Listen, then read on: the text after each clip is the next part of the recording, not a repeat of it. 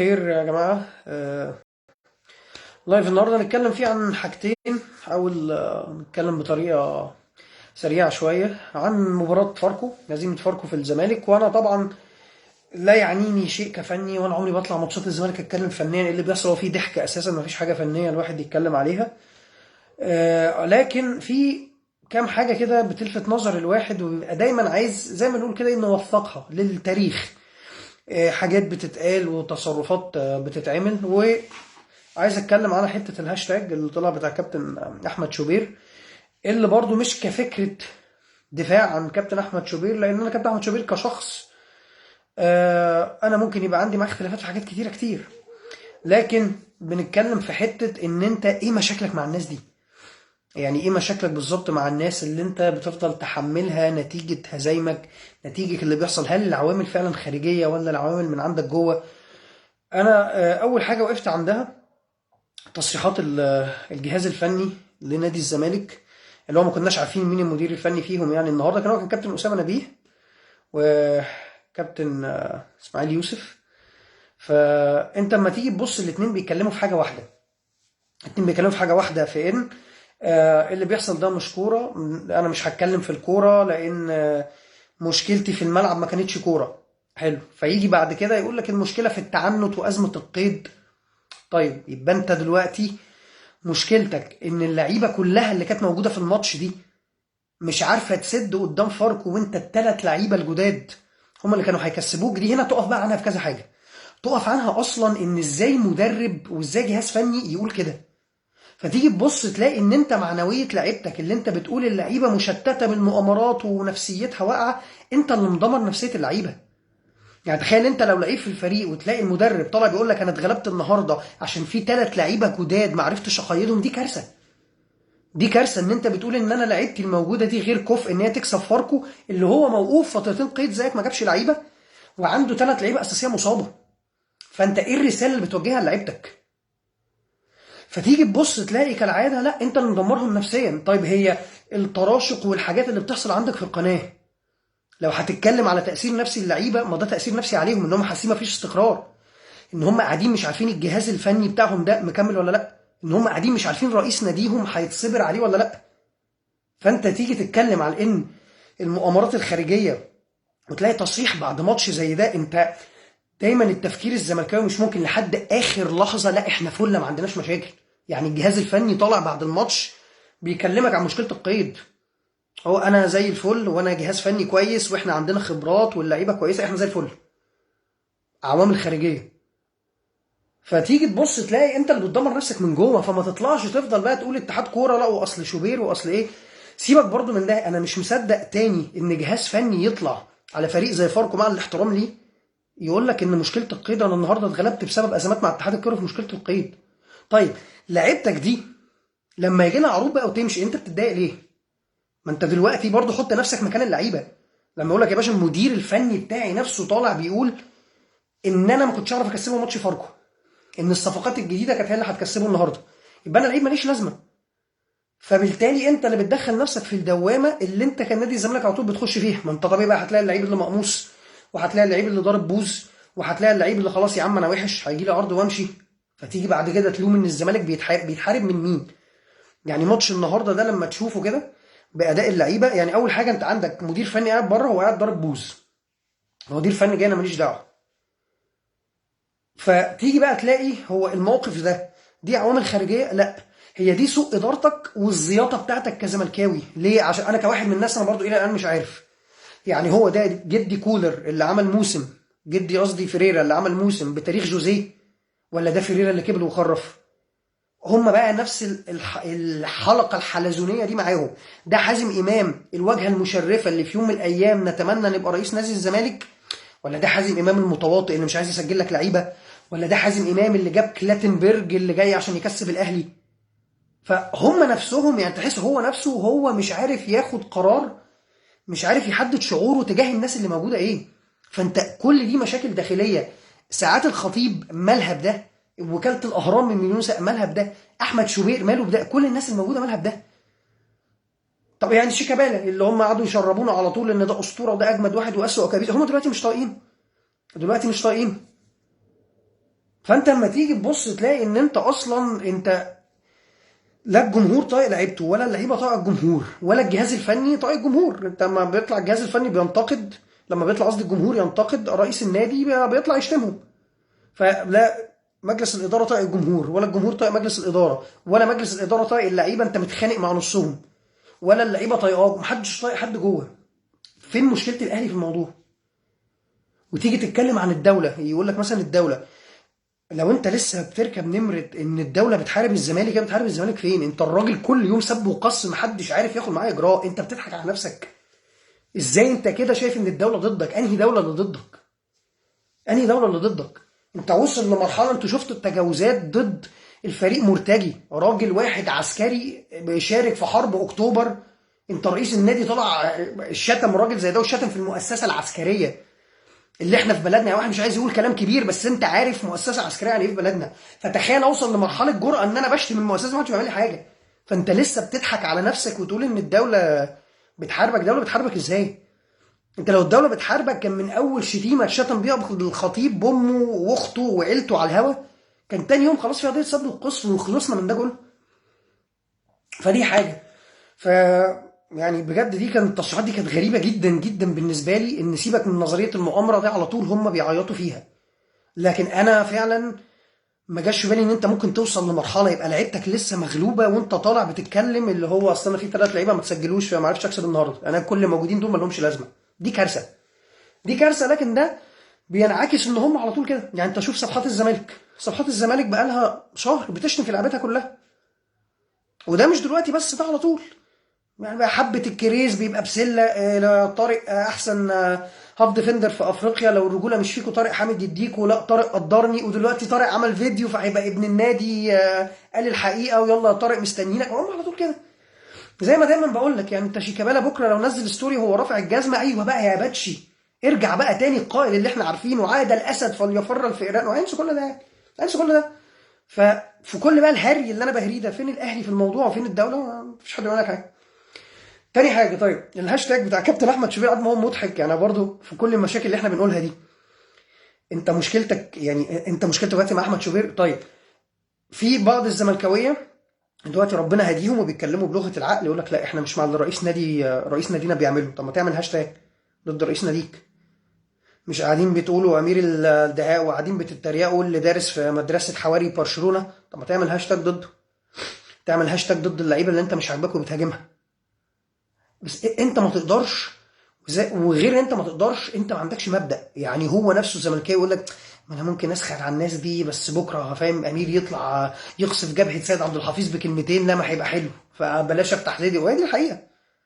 يعني انت هتلاقي كتير جدا من الزملكاويه بعد ما يقول لك لا والله احنا ضده وبتاع، سرسبوا كده في الكلام، هتلاقيه في الاخر هو قايل لك بس والله اصل برضه النادي الاهلي والوسط ده ما ينفعلوش غير واحد زي مرتضى منصور. فانت دلوقتي يعني انت حبه ولا كارهه؟ انت عمرك ما هتعرف. ليه؟ لان هو الموضوع في الاخر انا مش فارق معايا النتائج ايه. ما دام بضايقك وما دام بشتمك وما دام بيهينك، خلاص ما عنديش مشكله. خلاص ما عنديش مشكله. بس لان انت هتلاقي دلوقتي كتير قوي، حتى في الحاله الفنيه السيئه، هتلاقي في زملكاويه برضو لسه الحاجات اللي بتحصل في القناه هو قدامك هقول لك لا احنا ضد ده وضد اللي بيتقال وبتاع وما اعرفش ايه. لكن برضه سرسبه في الكلام، هتلاقي ان هو ما سيد عبد الحفيظ ما لازم يتشتم بومه، طب ما الخطيب ما فعلا سرق الساعات، طب ما اسامه حسني ما اعرفش ايه، طب ما اعرفش مين ايه.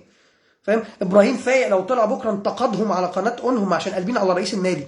ابراهيم فايق مثلا لو طلع بكره اتكلم في موضوع تجاوزات شيكابالا مع الجمهور، تاني يوم هتلاقي جمهور الزمالك واضح بقى ان مرتضى كان عنده حق، وهو كان فاهمك يا ابراهيم، وكان عارف اللعبه الكبيره اللي انت بتخططها فتستاهل. اقسم بالله العظيم. وانت عارف ان انا ده مش افيه ومش بستظرف عشان انت تتفرج، انت عارف ان فعلا هعمله كده. لو ابراهيم فايق بكره طلع مثلا انتقد شيكابالا او طلع اتكلم عن شيكابالا، فين يا جماعه؟ ازاي كابتن الفريق مش موجود في وقت زي ده؟ ازاي كابتن الفريق مش بيشد ازر اللعيبه؟ هيطلعوا ساعتها يقول لك اه يبقى مرتضى كان فاهمك، كان عارف انك سوسه انت تستاهل. هم هيطلعوا يشتموه بهم، هيطلعوا هم اللي بيدافعوا عنك عشان ابراهيم فايق بهم. فتيجي هنا تبص لموضوع شوبير. طيب ايه الفتنه اللي هو بيعملها؟ هو اقول لكم باختصار. انت دلوقتي مين الاعلاميين اللي بينتقدوا الزمالك؟ هم اتنين. سيبك بقى من شله بقى، ما تقعدش بقى تقول لي هاني حتحوت محايد وميدو وابراهيم، لا ده في الهوجه دلوقتي لما كل واحد فيهم اتشتم. لكن قبل كده ايام ما كان ابراهيم فايق بيقول لك انا مش فاهم سيد عبد الحفيظ مش عايز يسلم على مرتضى منصور ليه، ارجع ورا. فاهم؟ هاني حتحوت لما لك تصرف كهرباء غلط، لكن شيكابالا ما عملش حاجه. ارجع للوقت ده اللي كان كلهم لا والله الزمالك زي الفل. كان ساعتها شوبير وكان ساعتها شبانه.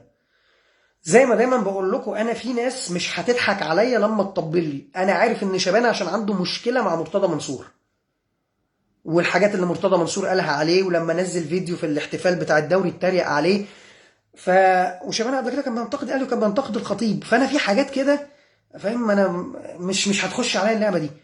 وهم عارفين ان اول ما مرتضى منصور يمشي شبانه خلاص هيبطل اللي بيعمله. فهو مشكلتهم مين بقى اللي واقف في الزور، بغض النظر مين المجالس اللي موجوده؟ شوبير. طيب، هل شوبير بيقول حاجات غلط؟ سيبك يا عم، احنا ما بنحبش شوبير، احنا بنكره شوبير. حلو. تعالى، وانا عندي تحفظات عليه في حاجات كتيره. انا زي ما بقول لك دايما بنقول لا مش احنا البيب بيب. اوعى تفتكر ان انا بشتري واحد بمجرد انه اهلاوي بمجده، لا خالص. وعندي مشاكل مع مشاكل سياسيه في حاجات تانية عشان ما نكبرش الموضوع. فانا عندي مشاكل مع شوبير، لكن كاهلاويته محدش بيزايد عليه، لا هو فعلا بيحب النادي. طيب، هتيجي تقول مشاكله مثلا في ايه؟ هاجموه لما طلع قال لك ان اسامه نبيه في مشاكل مع فيريرا وقال لك بيعمل فتنه. طب ما ده طلع ان ده كان صح، وساعتها اسامه نبيه مشي، صح ولا لا؟ طيب، آه لما حصلت مشكله امام عاشور، شوبير من اوائل الناس اللي طلعوا قالوا امام عاشور جاي له فعلا عروض. طلعوا شتموه عايز تبوظ استقلاله، لا طلع صح. فانت بتلاقي اغلب المواقف ساعه مشكله القيد قال لك بيعمل فتنه، لا هو ساعتها كل الصحفيين في الاول اول ما حصل موضوع القيد ما ساعتها قالوا ان اتحاد الكره رافض يسجل. لو تفكر ساعتها هم برضو طلعوا شتموه. فانت تيجي تبص تلاقي طب هو قال اخبار مضروبه؟ لا. قال مثلا حاجات مزيفه؟ لا. اتكلم على مشكله موجوده في الفريق طلعت مش فيه؟ لا. هي مشكلتهم مع شوبير نفس المشكله اللي بتحصل معاهم في المجمل مع الوسط كله. زي ما دايما بقول لك، هو مش عايز عداله، انا عايز البلطجه تبقى في صالحي. ده نفس اللي حصل في موضوع القيد، وانا عملت فيديو قلت لكم القيد كله هو قصد يروح الساعه 12 ل 10 عشان انا هروح بعد الميعاد وهتسجلوا غصب عنكم، لان تاني يوم على طول قال لك حازم التوتو وهيعمل عليا راجل. فدي كانت نيته. فتيجي هنا تبص تلاقي طب ما انت عليك مديونيات، واحنا عارفين عليك مديونيات من ايام ايمن يونس لما كان في المجلس المعين، وطلع قال وبعتوا لي جواب وقالوا لي عليكم مديونيات. قلت لهم انا مش هعرف ادفع حاجه. قالوا لي تمام هنطلع لك تراخيص افريقيا. المشكله ان هم بيعترفوا بالحاجات دي، ويجي يقول ان انا اللي بيب بيب وبشجع بظهري مدلس. يا ابني انت عندك ناس زملكاويه. يعني الراجل اللي كان في المجلس المعين قال لك اخطروني بالمديونيات وقلت لهم مش هدفع، وطلعوا لي التصاريح ان انا شارك في الشامبيونز ليج اللي هو المفروض ما كانتش تطلع. فلما تيجي انت مثلا اهلاوي تقول كده، طب انا كده مش ببلع عليك، دي حاجات قالت من عندكم. فلما تيجي تبص تلاقي فكره القيد. طب لو انت بتطلب بالعداله والمساواه، طب ما تدفع اللي عليك. طب ما الانديه كلها دافعه اللي عليها. احنا لما جينا نسجل كهرباء لو تفتكروا ساعتها عمرو الجنايني قال لك ادفع لي فلوس وادفعها لي كلها كاش. عمرو الجنايني ما رضاش يقسط، ما رضاش تدفع له شيكات. فحتى زي ما انت كل حاجه بتيجي تقول لو كان الاهلي ما اعرفش ايه، طب في موقف زي ده لا الاهلي دفع كاش.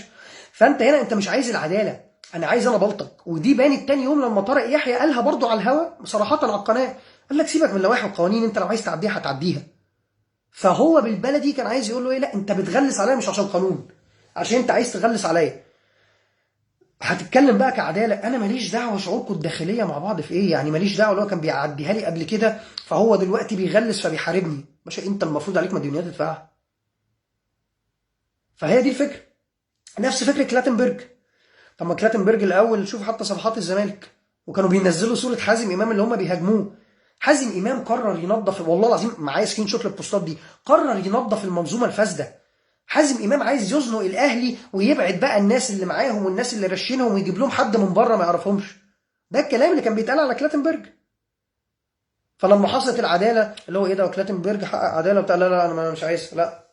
فهي هو عايز الفساد اللي من حقه هو، عايز البلطجه اللي تخدم مصالحه هو. لكن لو حاجه فعلا هيبقى فيها عداله، لا خلاص هي ما كده مش عاجباه، خلاص انا كده مش لاعب. يعني هو دلوقتي هو بيقول لك ان هم هيهددوا طبعا هينسحبوا من الدوري ولا حاجه. فلما تيجي تبص ايوه ايه اسباب الانسحاب؟ عشان قيد 3 لعيبه؟ طب ما ده معناه خلاص يبقى ما تجيش تسعى لما انا اقول عليك نادي صغير. لو انت الموسم بالنسبه لك انت شايفه هيبقى موسم كارثي وموسم صفري ان في 3 لعيبه، ومع احترامي لل3 لعيبه انت جايب مين يعني؟ انت جايب مين؟ ده مش شبانه ده كان عندك وانت اللي كنت بتفضل تطلعه عشان مش عاجبك اساسا. فانت دلوقتي هتنسحب من الدوري، هتنسحب من الدوري ليه؟ بس فهي دي الفكره، هو ده ملخص المشهد كله، هم مزنوقين. اخر حاجه بيقول لك الزمالك هيلجأ للفيفا على القيد. انا نفسي تلجأ للفيفا، وعمر الزمالك ما هيعملها. عمر الزمالك ما هيعملها. زي قضيه نادي القرن. مش قضيه نادي القرن دي على طول بيقول لك هلجأ للفيفا، ما بيلجاش ليه؟ عمره ما هيلجأ للفيفا في موضوع القيد ده. ليه بقى يا باشا؟ عشان نادي الزمالك من 2005 كل التراخيص اللي كانت بتطلع له لعب في افريقيا 80% منهم كانت بتطلع له هو عليه مديونيات والمفروض ما تطلعش. فعمره ما هيلجأ للفيفا غير لو فعلا خلاص بقى هي هبت من رئيس النادي، واللي هو فعلا ايه، انا هوقف لكم بقى النشاط في البلد دي، محدش هيلعب كوره غيري. وبالنرجسيه بتاعته انا ما استبعدهاش منه. ليه بقى؟ عشان ساعتها هو الموضوع مش نادي الزمالك بس اللي هيتاذي فيها، هو ساعتها هيبقى البلد دي بتطلع تراخيص المفروض ما تطلعش الانديه. البلد دي بتطلع تراخيص مزوره. البلد دي بتبعت لي كفيفه جوابات بتقول لي ان النادي ده ما عليهوش مديونيات لاتحاد الكوره، ما عليهوش مديونيات على لعيبه رفع قواضي. انت لحد دلوقتي خالد بوطيب وورثه اجوجو ومليون حد ما خدش فلوسه. ساعتها الفيفا هتيجي توقف لك النشاط. فانت متخيل اللي هو الناس دي هتيجي تقول لي لا ما يبقى خلاص هو عمره ما هيعمل كده؟ لا، انت الناس ما تتوقعش الناس دي مؤذيه للدرجه دي. ده واحد النرجسيه اللي عنده والله ممكن يقول لك طب خلاص والله ما في حد في البلد دي لعب كوره، وساعتها هيأذي ناديه. حد بقى من جماهير الزمالك، مع احترامي تاني برضه الناس اللي بتقول ان احنا بنشجع بظهرنا حد فاهم النقطه دي؟ اللي عمالين يقولوا له روح للفيفا وخلص الموضوع ده واحرج اتحاد العار. يا ابني والله العظيم انت لو لجأت للفيفا، يا عم ما تسمعش المعتز الشامي والله. اشتري، ما تسمعش المعتز الشامي. انت لو لجأت للفيفا موضوع التراخيص والقيد ده انت اللي هتتضرر، والاتحاد هيتضر معاك، والنشاط هيقف عندنا كلنا. انت واحد بيطلع لك تراخيص غلط بس. فعشان ما اطولش عليك اكتر من كده، فده لما تيجي تبص مجمل الكلام اللي انا بقوله، ان الناس دي لا عندها احترافيه، الناس دي فعلا كدابه، الناس دي رافضه ان هي تشوف مشاكلها الداخليه اللي موجوده جوه ايه. الناس دي هيفضلوا على طول. وانا كاهلاوي انا اتمنى لكم الاسوأ الصراحه، يعني انا مش هعمل لك فيها عاقل، وانا الصفحه دي انا عاملها للاهلي، انا مش عاملها كمحلل رياضي فاطلع اقول لك عشان المنظومه وعشان ننهض بالكوره في مصر. انا المهم عندي ناديه الصراحه. فانا بالنسبه لي ما اتمنى لكم الاسوأ. ايوه، ملخص الكلام ده انت صح. هو ساعات الخطيب هي اللي حطاك في الموقف ده، هو وكاله الاهرام هي اللي حطتك في الموقف ده، هو اللعيبه اللي بنشتريها من الاسماعيلي هي اللي حطتك في الموقف ده، هو احمد شوبير اللي حطك في الموقف ده، هو اتحاد الكوره. انت فله، انت ما عندكش اي غلطات، انت عندك اكفأ جهاز فني، عندك اكفأ اداره، عندك اعلام وقناه محترمه في تناولها لمواضيع نادي الزمالك، وعلى طول بتتكلم على ناديها بس، وناس مشرفه، لا بتلاقي شتايم ولا بتلاقي الفاظ ولا بتلاقي اللي بيردح لك بايده كده ولا لعيبتك كلها لعيبه عاليه على اعلى مستوى، صفقاتك ناجحه. احمد مرتضى ملف الصالات عامل فيه انجازات كبيره، الرياضه مزدهره في النادي. ف والله العظيم كخصم انا يفيدني ان انت تفضل فاكر ده، يفيدني ان انت تفضل فاكر ده، ونتمنى لكم دايما الاسوأ. بس هتقول لي طب انت ليه بتعمل الهري ده؟ عشان انا نفسي مره حتى لو واحد زملكاوي واحد بس يعني ما تعترفش بالغلطات اللي عندك. انا ما بقولكش فاهم، خش قول لي انت عندك حق او بتاع، بس حاول بجد، حاول ان انت فكر بس 5 دقايق. يعني بعد ما تخلص شتايم في الناس كلها وتشتم الناس كلها بامها، اقعد فكر كده، قول طب انا الاداره اللي عندي دي اداره فعلا تاخد بطولات؟ دي اداره تسافر تلعب كاس عالم للانديه؟ انتوا شايفين صور مجلس اداره الاهلي مع الناس النظيفه اللي بره؟ بجد والله العظيم اسال نفسك الاسئله دي. انا عندي حد يطلع كده، عندي رئيس نادي واجهه ان يروح يبقى فاهم اسبوع بيلعب بطوله معرفش ايه في الامارات، فمسلم على وزير وعلى ولي عهد وعلى ملك، صورته تطلع زي ما شفنا في الجرايد في اسبانيا وما بيتكلموا عن الاهلي. انا عندي الناس دي، عندك حد صورته تطلع، عندك حد معرفش ايه، ممكن انت تبقى ما عندكش مشكله صوره شيكابالا تطلع بالجزمه في جريده الماركه الاسبانيه، فاهم، صور مرتضى منصور فيديوهاته وهو بيشتم تطلع دي بتاعتك. لكن اسال نفسك الاسئله دي، هل انا عندي مقومات ان تخليني اوصل بطوله زي دي؟ انت الكارثه ان انت ما بتسالش نفسك الاسئله دي، بس انت شايف ان اصلا البطوله ضعيفه. يعني انا كنت بقول لواحد اعرفه زملكاوي كده، قال لي يا ابني البطوله ايه يا ابني؟ انت فاكرنا تافهين زيكم بنفرح بالشو بتاع وقاعدين هنبقى فرحانين لو رحنا كاس عالم للانديه؟ متخيل التفكير؟ فده واحد زي ده انت خلاص يعني، فالنقاش معاه جدال عبثي. انت فاهم، هو واحد بيقول لك ان هو انت عارف هم صفوا قوي فهو اكبر واعلى من ان هو يفكر في الزيطه بتاعتي ان انا عندي عندي ماتش ريال مدريد بعد بكره. يعني عندي فاركو النهارده، ده الكلام ده كان امبارح، ما اعرفش بقى، عايز اكلمه اطمن عليه عشان هو كان قاعد امبارح بيستعد الماتش فاركو يعني. بس ف وحاجه تانية كمان برضو على اللعيبه اللي ماشيه للزمالك برضو، هي دي مش اخر اللعيبه اللي هتمشي. مشكله عبد الله جمعه ما اتحلتش، مشكله فتوح ما اتحلتش، زيزو ما بيطقش حاجه اسمها امين مرتضى، والله العظيم والله العظيم، ما قلتها قبل كده وابو زيزو هيموت ويجيبه، وعايز تتريق بقى واجهش بالبكاء والله اجهش بالبكاء، وعايز يجيب زيزو الاهلي. زيزو ما بيطقش امير مرتضى، ولا امير مرتضى بيطيق زيزو. فبيوصل لمرحله خلاص هو خد الفلوس اللي كان عايزها زيزو، لكن بيجي في وقت زي ده اللي هو ايه، عارف ساعات لما تقعد كده تراجع اختيارات حياتك وتلاقي اللي هو يا اخي، ما انا هو قبل الفلوس، طب ايه قله القيمه اللي انا فيها دي والقرف اللي انا بلعب فيه وانا اصلا مش طايق مجلس الاداره. فزيزو دلوقتي في المرحله دي، نفس المرحله اللي كان فيها امام لما كبر. امام بص، امام عمل حركات طفوليه، بس امام في حته بقى ذكيه. ايه الحته بقى الذكيه؟ ان امام ما بقاش عايز ان انا حياتي تبقى شو بس، بمعنى ايه، مش عايز ابقى شيكابالا الجديد، مش عايز افضل امام الحراق وخلاص، اللي انا بضرب وليد سليمان، اللي بعمل فيديوهات اشتم لعيبه الاهلي، اللي بعمل فيديوهات اشتم رموز الاهلي. مش عايز اضيع الكارير بتاعي في ان انا يبقى امام وانا عندي 33 سنه. يبقى امام عاشور صحيح معهوش غير بطولتين ثلاثه، لكن رفعت جزمته ما اعرفش بايه وشتمته، فامام بقى ذكي. فامام ربنا اداله حبه عقل مع سنتين كده زياده كبرهم في سنه، قال لك لا لا لا، قال لك انا مش.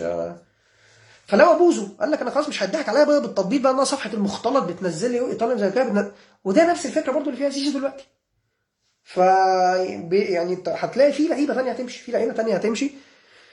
وبس عشان ما اطولش عليك اكتر من كده، فكل الهري اللي انا بقوله ده انت يعني ما تفهمش ايه علاقه الاهلي بالموضوع، لكن نتمنى لكم الاسوأ، وافضلوا زي ما قلنا، افضلوا دايما انتوا شايفين ان انتوا عندكم افضل حاجه واحسن حاجه. والموسم اللي زيزو عمله بتاريخ ابو تريكه وبركات كلهم، وزكريا الوردي اللي قبل ما يلعب كوره كان عباره عن ديانج والسوليه وحمدي فتحي مضروبين في الخلاط، وتاريخ فيريرا بتاريخ جوزيه، وسامسون كان هيغطي على تاريخ فلافيو، والجزيري هيغطي تاريخ عماد متعب. ضلوا عايشين في الوهم ده، والونش بتاريخ وائل جمعه. هنشوف الكومنتس كده. بص، ما هو هتلاقي زيزو بص. طب هي الناس كلها بتتكلم على موضوع زيزو، يعني اصل هي واضحه قوي يا جماعه، يعني هي مش حصريات ولا ان انا عندي معلومات يعني. كل عارف ان واحد زي زيزو مش عايز يقعد. والله بص ثانيه، بص يا سامح، انت راجل محترم، ما اعرفش انت لسه في اللايف ولا طلعت، يعني واضح ان هو حد زملكاوي. فبقول لك احنا ما عندناش طموح دايما، وبنرضى بقليل ومش بننتقد صح. فاول حاجه يا سامح انت راجل محترم، عشان عاده يعني فاهم، ما حدش بيعترف بحاجه زي دي. و يعني انت اتمنى لك الخير والله يعني انا لسه بقول اتمنى لك الاسوأ، لكن والله يا جماعه اصل هي مش عداوه، فانا لما الاقي حد محترم يعني ربنا يكرمك يا سماح وتفرح يعني يجي لك يوم وتفرح. لكن هي بس حته الطموح، يعني هو انتوا عندكم مشكله، انتوا مش عارفين توجهوه للاتجاه الصح. يعني انت في مرحله ما كان الطموح ان شيكابالا ينزل يعمل لقطه هتكسب الماتش، لا يشتمهم. طب يجيب جون وفي الاخر ما انتوا بتتغلبوا، لا يرفع الجزمه. فهو انت محتاج الطموح يبقى كبطوله كمجمل، مش كحاجه فرديه، مش كمصطفى فتحي يعمل ترقيصه يجيب كوبري في ربيعه فيبقى السافل الحراق. ايوه، طب مصطفى فتحي تاريخه ايه؟ حبه الكريس خلاص جاب كوبري، فاهم؟ فانتوا الطموح محتاج يعلى عن فعل غير اخلاقي فغيظ المنافس، او حد يجيب كوبري في لعيب في الاهلي فكده خلاص بقى تقيل. محتاج تفكر في بطوله، محتاج تفكر في بطوله. بس هي دي الفكره، ان انت ده جاب كوبري وده عمل وده عمل، بس تقف في الاخر ايوه انا مكاني فين في البطوله.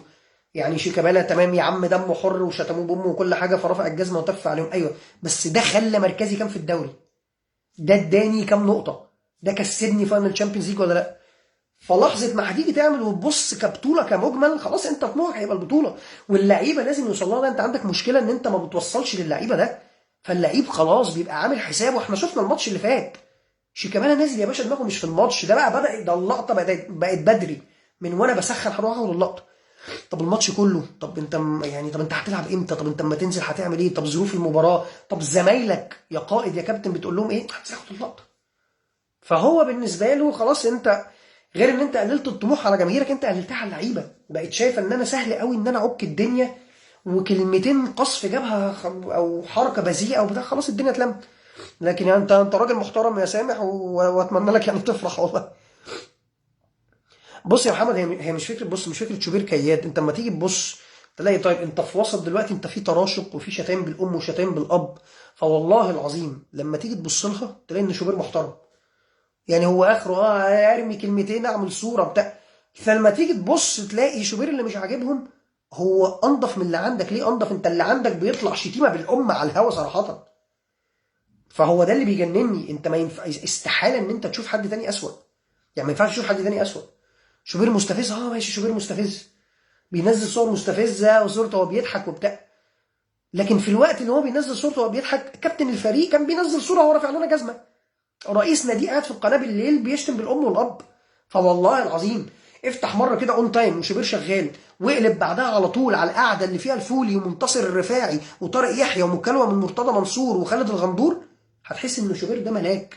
هتحس ان انت كنت في قناه بتتفرج على قناه اقرا، فان شوبير ده ملاك والله العظيم. فهي دي الفكره. فانا هنا مش بدافع شوبير حلو ولا وحش، انا مشكلتي انت فعلا متضايق منه كاعلامي. انت فعلا مش عاجبك طريقه تناول الاعلام اللي بالطريقه دي. فهي دي الفكره. فبص في مشاكلك جوه. يعني عارف، لو هم ما كانوش بيعملوا الحاجات دي وقناتهم شغاله كويس ومفيش الحاجات اللي بنشوفها، كان ساعتها ممكن انا اقول اللي انت قلته، اقول لك بس شوبير برضه مستفز بقى، ومش لازم كل شويه تنزل صورتك وتضحك. لكن انت تيجي من الناحيه الثانيه، يعني تخيل انت لو شوبير قدامك وقلت له انت بتستفزهم وبتاع، يقول لك يا باشا ده كل يوم قاعدين بيقولوا لي يا هبه ويا شوشو والمكالمه بتاعتك وشقه ما اعرفش ايه. فانت هتلاقي نفسك فاهم، لو شوبير قدامك ولا انت هتسكت، هتقول له يا باشا تمام. فهو لو انت بتكلم شوبير بتخاطبه، اقول لك انا ملاك، ده هم بيشتموني بالام والاب، انت جاي بتقول لي بتنزل صورتك على تويتر وانت بتضحك. فهي دي الفكره يعني. بس عشان ما اطولش عليك اكتر من كده، ان شاء الله بكره هنعمل لايف ندردش على الماتش. يعني طبعا فاهم، مش هعمل زي سياتل ساوندرز اقول لكم هنعمل ماتش ان نحلل فيه ريال مدريد او نتكلم على ريال مدريد. بس هنطلع ندردش على الماتش بكره وربنا يكرم عشان ما اطولش عليكم اكتر من كده، وتصبحوا على خير.